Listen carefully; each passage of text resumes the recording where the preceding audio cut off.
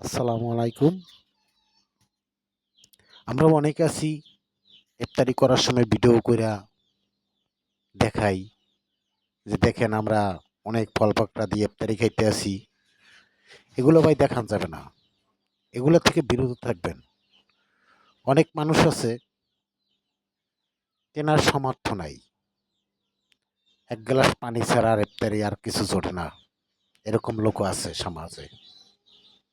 যদি আপনার সামর্থ্য থাকে তাগো নিয়ে ইফতারি করেন। খোঁজ লন কার ইফতারি কেনার সামর্থ্য নাই তাকে সাহায্য করেন। তাও ভিডিও করে দেখান যাবে না। আপনি যদি একজনের দানই করেন ওই দান জিনিসটা কোনো প্রচার করা যাবে না। কেন? ওটা গোপনীয় জিনিস। ওটা আমরা কেন প্রচার করব? আল্লাহ পাকই বলে দিয়েছেন তারা ওই দানকারী গোপনীয়। এগুলো আমরা সামনে কেন তুলে ধরবো? কেন প্রকাশ করব? তাহলে আপনার ওই দানের কোনো মূল্য থাকবে না। তা আমরা যে খাবার জিনিস দেখাই যে ভাই আমরা খাইতে আছি, অনেক মানুষ আফসোস করে যে আল্লাহ এ খাইতে আছে আমরাও এরকম একটু যদি খাইতে পারতাম তাহলে আপনার ওই খাবার জিনিসটায়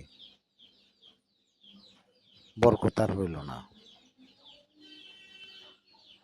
তাই এই রমজান মাসের ভিতরে যারা ইফতারি করবেন ইনশাল্লাহ যার সামর্থ্য নয় তাগো নিয়ে করেন।